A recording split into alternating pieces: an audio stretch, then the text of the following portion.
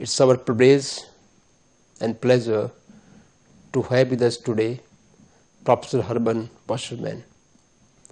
He is Deputy Head of School of Journalism and Media Study of prestigious Rhodes University of South Africa.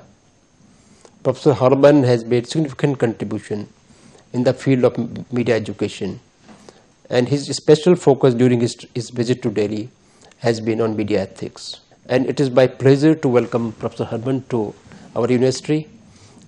Today we will be discussing some issues related to media education.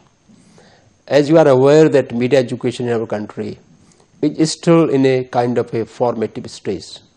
We haven't yet reached a stage where there is some kind of a convergence of knowledge.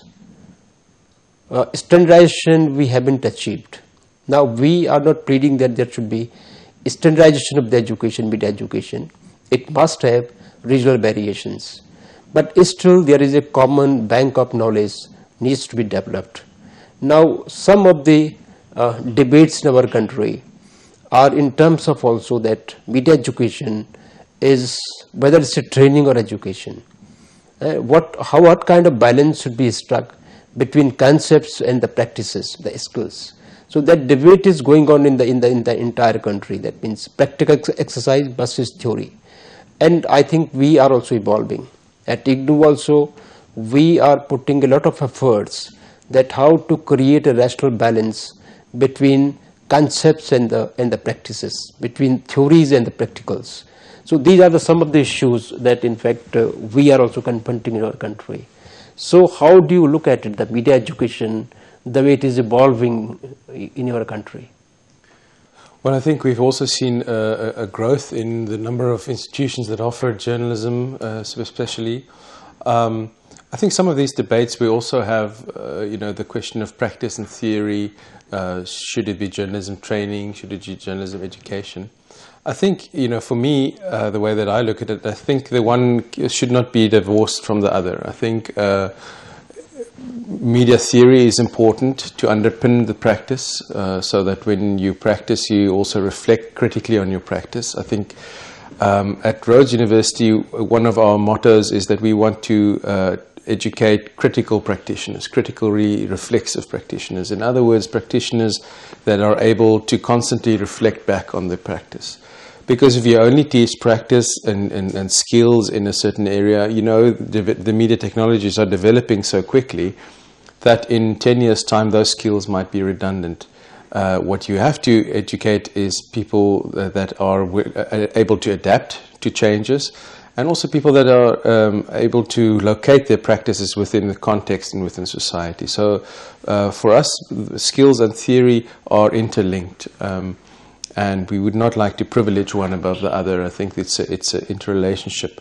It's also, I think, important to learn about things like media ethics through your practice. So we, especially on the undergraduate level, we want students to, when they do journalism practice, when they go out and do their stories, etc., to also be able to reflect on the ethical dimensions, for instance, or the societal dimensions of that practice. So, that to and fro reflection is important. What we have been debating here is that why not the media education should focus on the entire media industry rather than focusing only on the journalism. Now the debate that is going on at our university also and across this country is that journalism per se is a craft, and if you have to go for something, that we should go for the journalism studies, going for the concepts also, developing skills to critically evaluate as you just mentioned. And the major issues that we are confronting is there are very little linkages between media education or media academics and the news industry. So there is not much interaction. So media professionals, they think that media academics is totally in isolation. They are ignorant about the practices. They are ignorant about the presses that we work with. And media academics on the other hand is taking extreme position. That means rejecting the entire media, their programming. So what kind of linkages you have between media academics and the media industry in our country, and how they got evolved? For us, the links with the industry are very important. We tend to try and attend the South African National Editors Forum, which is a meeting of the editors, so that we can listen to the debates and see what are the issues in the industry. The industry also gives scholarships to us, to our students. And, you know, many of our students go directly and go work in practice. So it's an important relationship for us. We also invite journalists often to come and speak to our students. We recently gave an honorary doctorate to a former journalist, now the press ombudsman in the country. So we like to nurture those links. But the debate obviously is always which is the normative, you know, some schools of thought say, well, we should look at industry and follow what they're doing and try and adapt to them. The other school of thought, the other extreme, I think what you've mentioned also is there's sometimes referred to as I hate media, school of media, you know, that criticizing everything that media does. That's also the other extreme of media criticism. And we need some of that. We need I think that critical analysis is something that we certainly want to develop in our students as well. And certainly in our postgraduate degrees on the MA level and certainly later on in the PhD level, we encourage students to be really critical of the media. But that doesn't mean that, you know, that you see yourselves as separate entities. I think that relationship is important. It's a relationship of praxis, you know, so the theory is informed by the practice and the practice is informed by the theory. And I think we should not take the media industry as a norm and say we just blindly follow what they do and produce like a rolling band in a factory, just produce students that can go and work. I think our role is also to try to improve the industry. But I certainly would support the view that the links with the journalism industry is important, and that we have a lot to learn from each other. In our country, in recent years, particularly after the boom in television channels, a great divide has occurred. That means what we taught in an academic situation. What is the ideal situation? Because in academic situation we are talking about the ideals. We are talking about the standards. While a section of the new channels, their practices are totally different. So a great amount of divide has occurred. Now I think one point that keeps me disturbing also from time to time, that in some of the Western countries, now for example the United States of America, after 9/11, a great amount of research was undertaken. How media reported these events, how patriotic media was, what kind of hysteria media created. But within 1 year there were a number of research that they very critically evaluated the role of media, the different dimensions of the coverage, the shortcomings of the coverage. Now in our country we don't find that kind of intervention by media academics through research that will play some corrective roles in the media operations also. Now, that divide is taking place here. So what do you think that how we can bridge this kind of divide? This is that we at our school now we are giving enough focus on the research, but still as of now I think we are in a kind of a vacuum. If you think about medical science, if medical science was satisfied just to stagnate and do things the way that they've been doing it for centuries, then medical science wouldn't have advanced. And the same with thinking about media, globalization, journalism. I think research is very important. At the same time, I think that's also where the industry links are important, because we have to get the media industry themselves to take our research seriously. Otherwise, we're doing it in a vacuum. So it's important for us as researchers to know what's going on in the industry, so we don't operate in some sort of island and do research. And sometimes people that have no idea of journalism industry would make certain statements that display the fact that they are unaware of how a newsroom operates, for instance, how the demands on journalists, the pressures that they work under. We need to know those things in order to do good research. But I think it's also important for the media industry to take note of that research, and that's something also sometimes that we struggle with, is that we tend to do research, but the media don't always pick up on it. I edit a journal called African Journalism Studies, Equit Novi, in which we also try to distribute that journal sometimes to newsrooms, to editors, so that they can see the research that's been done. But that is something that we are struggling with. But I think in that sense, research is important. What we also try to do sometimes is collaborative research with members of industry. For instance, there's a media watchdog in the country called Media Tenor. They do analysis of media, and we sometimes work with them because they are a bit closer to the industry. But I do think research is important to advance the frontiers of academic knowledge. And journalism studies, as you've pointed out, is an area of growth. You know, we've seen the boom of journalism studies journals internationally, journalism studies courses. It's different from just a sort of journalism training, but a study of journalism in collaboration with the training. So I think that's now another area that I think which is an area of major concern in our country, that a kind of convergence of knowledge has not occurred.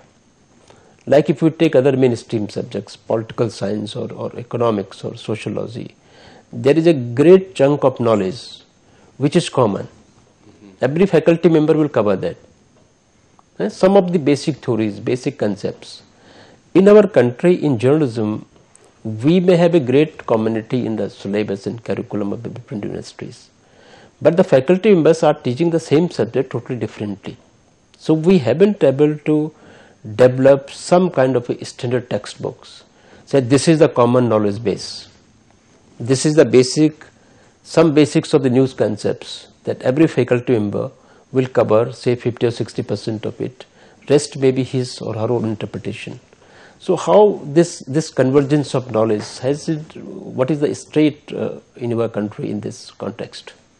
People say that it's a field that draws on strands from various disciplines, but not, it's not a discipline in the sense that it has an established body of knowledge that everybody can draw on. It is a problem. At the same time, it also makes for a lively and a vibrant area because there's always these streams coming in. And I think it's important for us to also think about interdisciplinary work and drawing on the insights from our colleagues in sociology, political science, etc. But I think there is still a shortage, certainly, of textbooks, not only in South Africa, but I think in the global South broadly, where we can say this is how we think about ethics in our context, in a developing country. This is how we think about media and society in the South, in the post-colonial country, etc. We also tend to take over media textbooks from overseas, from the West and the UK, because there's not enough. There are now emerging more and more South African textbooks. We have a South African series, Media Studies, which takes you through all the concepts, media ethics handbooks. So I think for us, the challenge in our countries is to produce textbooks that speak to our context and that can become standard works. I think one of the significant effort was by UNESCO when they have developed a model curriculum. I think one model curriculum is specifically for African continent, and one is I think for the global that model curriculum. And I understand that your university and perhaps you also, you were closely associated with that.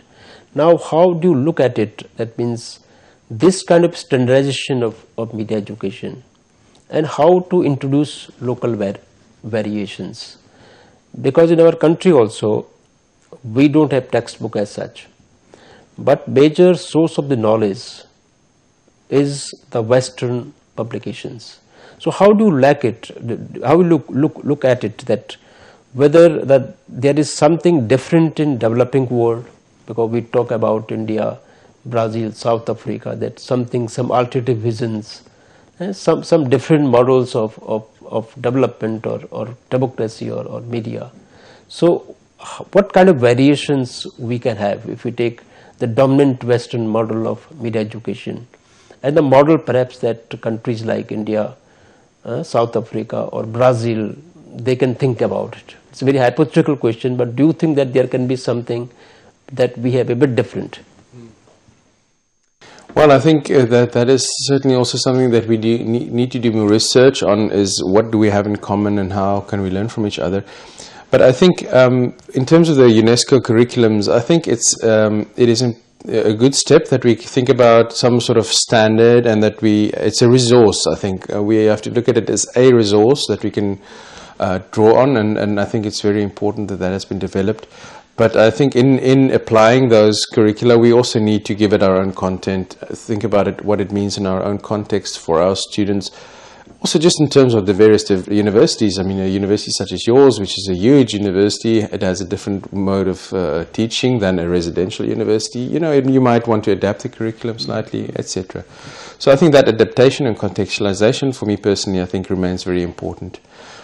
But in terms of contributing from our perspectives globally, I think there's still definitely a need for more interventions into mainstream theory. I think we have the history of the dominant scholarly production coming from the US and Europe, and we have to start making inroads there and contributing. And that, I think, is a challenge for us as scholars and researchers, and also for the upcoming generation of postgraduate students, to start, talking back and engaging and contributing insights also on the level of theory building, not just the level of application and case studies, but also developing theories that are more relevant maybe for our context. At the same time, not to ignore and to say, well, we're totally different, but to draw on existing theory, but contribute our own perspectives to them.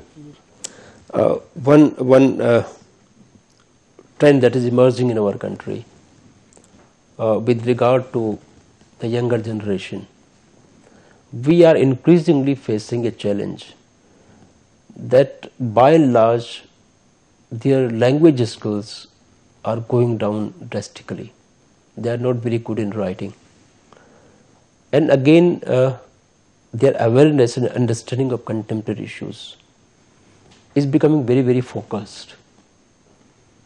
So these two problems we are facing, that journalists in our country, say some 15 years back, was totally different, and this young generation today is a bit different. Are you facing some kind of problems of this kind in your country? Well, in our country we have various challenges to deal with. We come from we're a very young democracy. We come from a time where the majority of the citizenry was denied good education, and we're grappling, and also it has to be said, I think, in the way that the current government, on the level of local government education, there's a lot of issues to be addressed, and in terms of efficiency, in terms of service delivery, etc. So we are grappling with those sort of issues of also on the level of secondary education, preparing students for tertiary education. They come to us and they might not be entirely ready. And we have found ways of dealing with that. For instance, an extended undergraduate study that would enable students to be, take longer time to complete the degrees, etc. But yes, I think the question of language skills, it's maybe particular to our developing societies, but I also hear my colleagues in developed countries saying, SMS language, people are just used to writing short messages, Twitter messages, they can't read long essays anymore. I find myself, the more I read on the computer screen and switch between things, my attention span is becoming shorter. That is a challenge that I think we need to, the challenge of concentration deficit is something that we need to address. I think that definitely comes through the globalization of media, the acceleration of media technologies. But we also have to acknowledge, I think, that the younger generation have skills and ways of dealing with this information overload that we might not have. I sometimes look at young students and the way that they negotiate these various information channels. I think it's admirable. I don't know how they do that.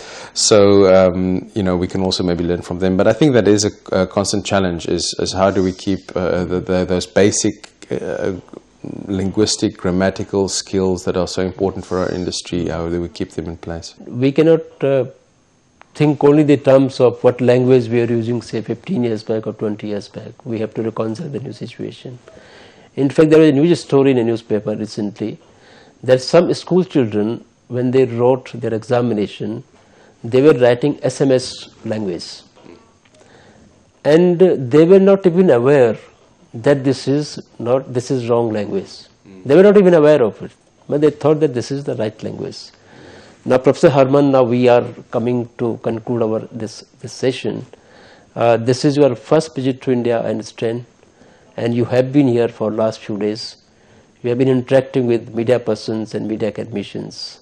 Now, what are your impressions of Indian media and Indian media education on the basis of your interaction of last few days? Well, I've been overwhelmed, to be honest. Firstly, to come to India has been a long dream of mine, and I'm very happy that I could be here. I really find it an absolutely exciting country, very vibrant, energetic, and a very warm and interesting place. I think in terms of the media as well, you know, the vibrancy and the growth and the absolute energy in the media sector is also certainly, even from my limited interactions, I could notice that. But it's also interesting to see how you grapple with some of the same issues in terms of how media relates to inequalities, social justice, ethics. You know, so I think there's a lot that we can still discuss in future. Thank you very much, Professor Harman, and my sincere thanks for coming to university, interacting with our students. It was extremely interesting and motivating, and our students really got some new insight into the emerging media and the media education. Thank you very much once again. Thank you for the invitation. Thank you very much.